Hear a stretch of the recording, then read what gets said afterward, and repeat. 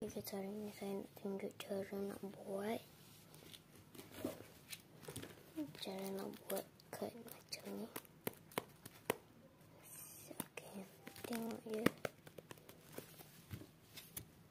Guys, mula-mula kita kena sediakan barang. 1 seletik, 2 kertas, 3 pen atau pensel, 4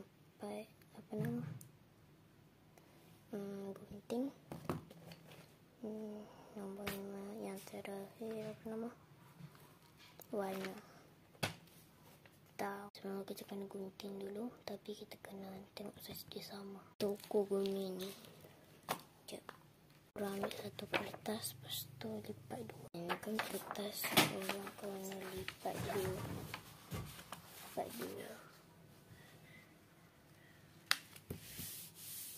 Okey.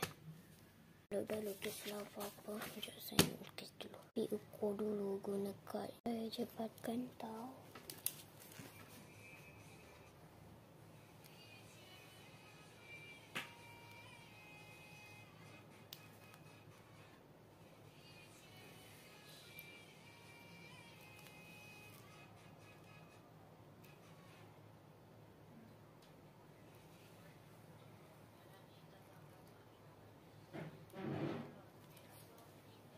Ni dah kalau dah kita gunting macam tu, macam biasa. Okay, kalau dah tu korang lukislah dekat 1 kertas ni. Saya nak lukis kat sini. Ya, bagi saya lukis dulu. Kalau dah siap saya akan tunjuk ya. Guys, saya buat macam ni je sebab susah nak lukis. Kalau dah tu kita warna lah apa-apa je kesukaan kau.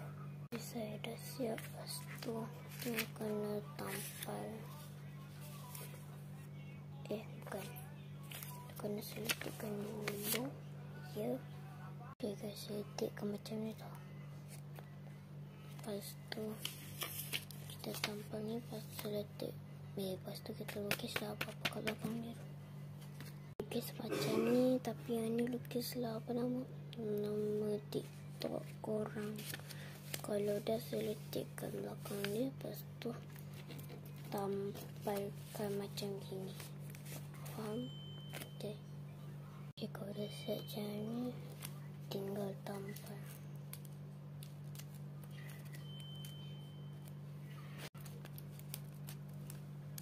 Jadi deh. Lepas tu korang tinggal letak je. Letak nasi tu bagi bau kedai kita. Okay, tu je.